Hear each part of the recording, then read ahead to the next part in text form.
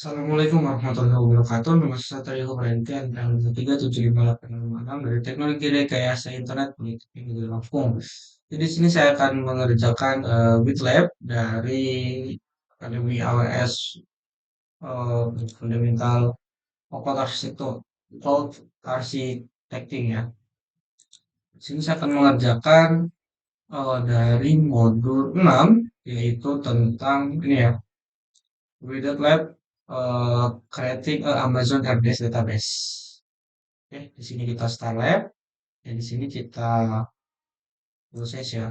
Nah, jadi di sini ini ada lab overview. Jadi objek kita tuh membuat Amazon RDS database lalu mengkonfigurasi web application untuk connect ke dalam database instance-nya. Nah, ini seperti ini adalah topologinya ya. Jadi di sini ada aplikasi instance dan juga ada database. Ya, jadi dalam virtual private cloud atau PPC, di sini ada dua ini satu variable zone ya. Satunya public subnet, satunya private subnet. Nah, jadi di public itu isinya adalah application yaitu instance, sedangkan di private subnet itu ada Amazon RDS database instance. Nah, jadi kita akan menghubungkan dari dua apa nih subnet yang berbeda ya. Dalam satu zona itu membuat aplikasi situ dan juga Amazon RDS. Cukup simpel ya. Coba kita cek dalam letak satu, dua, cuma dua ya. Jadi task pertama itu adalah creating Amazon RDS database. Jadi di sini kita engine menggunakan MySQL, lalu di sini ini nggak apa ya pemakaian semua ya. MySQL, kayaknya dev test, oke. Ada kali itu penyimpanan ya. Atas konfigurasi web application communication. Jadi kita mau konfigurasi komunikasi untuk web application dengan database instance. Kita cek di sini yang detail di sini nanti ya. Ingetin dulu ya. Oke. Jadi lupa lagi. Nah, oke. IP setting segala macam. Lalu database inventory. Oke lah. Submit. Oke. Kita tunggu ya. Sampai di berwarna hijau. Ini butuh waktu sekitar 1 sampai 2 menit ya harusnya. Ya sudah bisa, tapi tergantung. Oh sudah ya. Ini kita klik. Ini seperti biasa. Kita pindahkan ke sini. Nah, lalu kita bisa download luasa. Pertama kita akan ke RDS ya. RDS jadi di sini, ini masuk link di sini. RDS. Nah, di sini Aura RDS ini ya. Management Relation Database Service Relational. Terus service itu adalah di sini ada RDS. Oke. Kita klik, lalu kita nah di sini create database. Kamu bisa klik di sini ada database, nanti aku ada database di sini. Kita klik di sini create database. Nah, lalu setelah itu kita pilih MySQL untuk engine optionnya. Udah, ini kita engine versi biarin ya. Lalu di sini template-nya kita pilih dev test. Lalu di sini kita pilih single DB di sini ya. Kalau misalnya apa ini multi SDB ini kita punya dua database ya. Jadi satunya tuh database utama, satunya ya, backup atau standby ya. Jadi saling terhubung datanya. Nah, kalian di sini itu sama ya, cuman dia ada dua lagi ya. Jadi satu instance itu database utama, instance satunya itu ada dua database. Oke. Kita akan single, terus satu instance, lalu di setting, nah setting ini setting ya, database apa nih? Database instance identifier-nya ini namanya adalah inventory DB, self credential, nilai password ya. Oh, kita pilih self management. Oh, ini admin ya, username-nya. Ini lalu di sini web password lagi. Ini netral ya. Jadi ini kita bisa lihat antara weak sampai dengan strong ya kan. untuk password lalu under instant configuration ini di sini select plus select plus ini lalu di situ micro. Oh, ini bisa kita pilih ya mau yang mana aja ya. Ada yang small nih 2 GB RAM kecepatan juga rata sama kecepatannya cuman dia bedain di ini ya RAM-nya ya ada yang dari dua CPU virtual ini di CPU itu namanya virtual CPU ya. Oke, ini kayak GB T3 micro lalu storage-nya. Nah, di sini kita pilih berapa nih? Yang GP2. Ini GP2 ya. Yang SSD kalau ini tuh udah SSD lebih cepat. Oh, ini low latency. Ini basic performance. Jadi paling itu ini paling tinggi ya paling low GP2 ya. Oke. Kalau loketnya 20. Tuh. Hmm, 100 sampai di sini.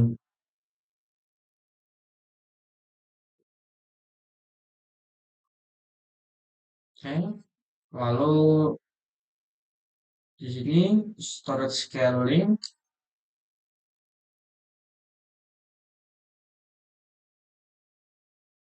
clear or ya 16 storage atau scaling ini. Oh, jadi kita, ya, karena apa namanya single, jadi kita tidak perlu auto scaling ya untuk mengatur berapa maksimal thresholdnya ya. Oke. Lalu kita ke connectivity.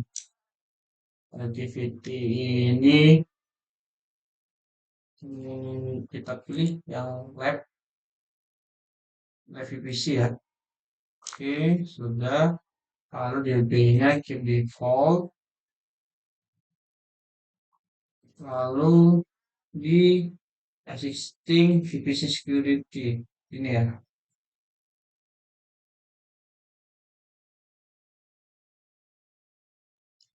Ini remove, kita pilih yang DBSG. Nah, ini sudah. Lalu untuk under monitoring, nah, ini under monitoring ini coba bukan enable enchant. Ini available zone nggak diatur ya?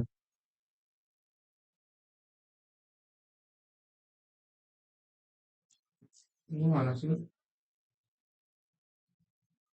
Nah, di sini. Oh, paling bawah. Ini monitoring. Ini kita klik aja monitoring. Lalu ke initial database.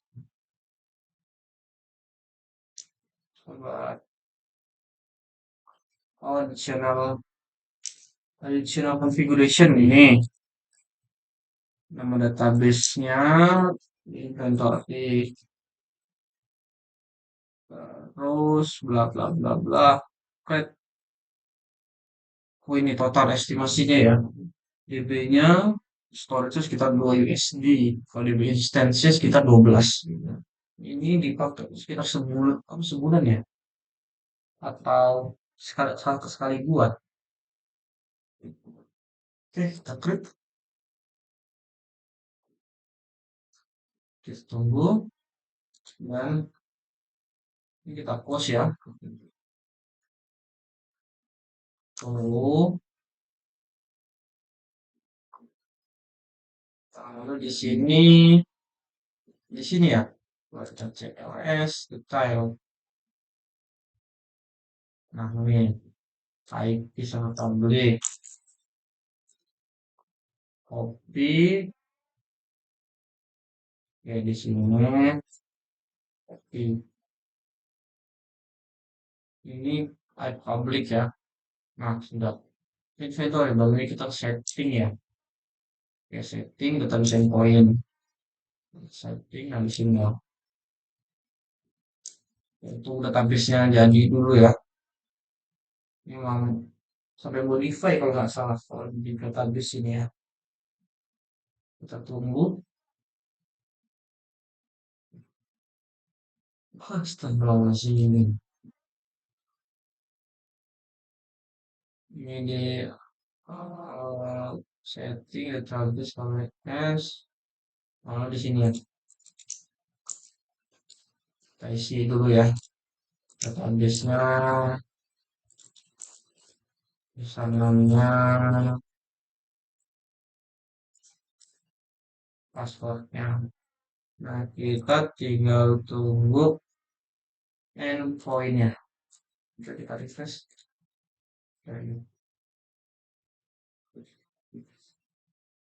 Secreting.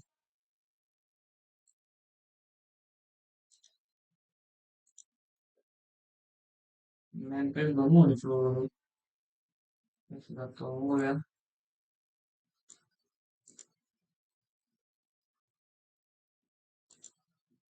Oh, gini dia.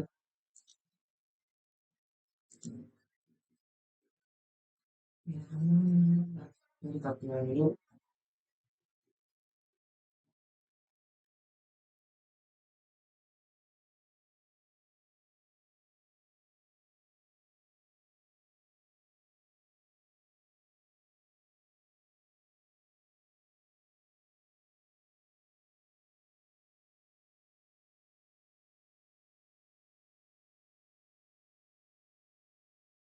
Now,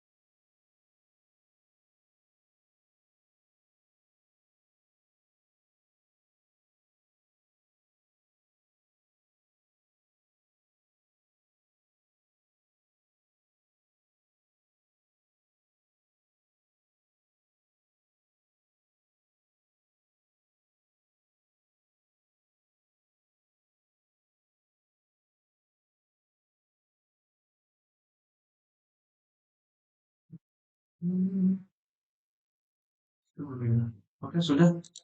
Kita cek. Nah, dapat endpoint-nya. Kita klik. Ini CPU-nya ya, dia semua CPU, segala macam, baru nggak. Kita cek. Di sini ada tim. Sudah. Cek. Oke, loading. Nah, ini sudah connect ya. Antara application dengan apa namanya database-nya ya. Oke, kita terus ini kita bisa menambahkan storage misalnya ya, storage-nya apa namanya? Store misalnya HP, eh, apa namanya? Hmm, store. Waduh, terminal gorengan ada 10 sampai. Nah, dia akan ada. Lalu kita cek performance-nya di sini nambah nggak? Nambah ya. Ada monitoring juga di sini kita cek. Ini kelihatan ya sih udah segala macam. Ini tentang database-nya ya. Apakah itu server hit dan lain sebagainya. Oke, lihat lagi di sini. Sudah ya rekomendasi migrasi database, maintenance dan backup, konfigurasinya, monitoring, kita begitu. Ya sudah ya, sudah kita klik submit, kita cek. Yes, harusnya sudah ini ya. Tekniknya membuat sebuah instance ya. Habis itu kita membuat sebuah database, lalu kita menghubungkan database ini ke dalam instance-nya kita. Hmm,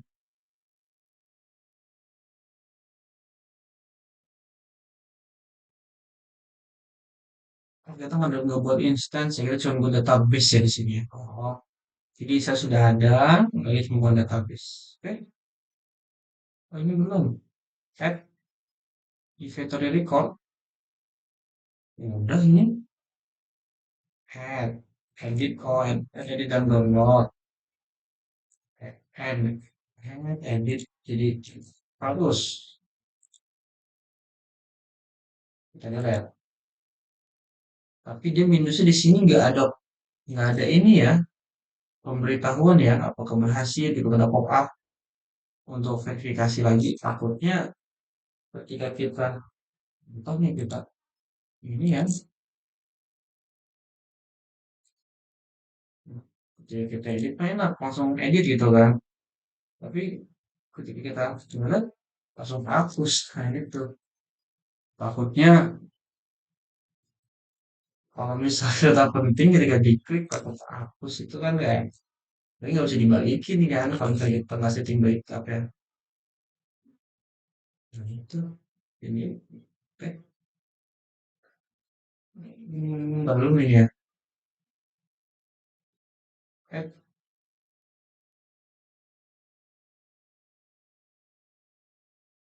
oh, 5 inventory coba kita cek ini.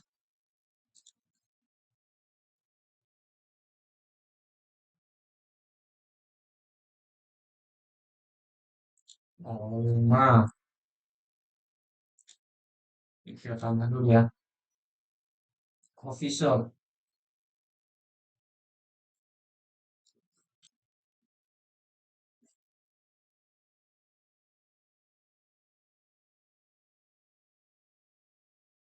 shop, cafe itu satu ya. Itemnya anu dulu, terus kita tambah setelah warung, mainan, terus terus kemudian harus 5 atau lebih ya. Itu kita submit. Kita ada ketentuannya ya di sini saya tadi.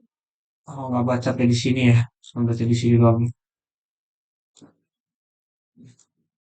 Oke, kita cek harusnya berhasil semua ya. Kita kan udah buat inventory database, lalu kita database ini sudah, database instancernya sudah, lalu kita menambahkan metode report to 5 ya udah.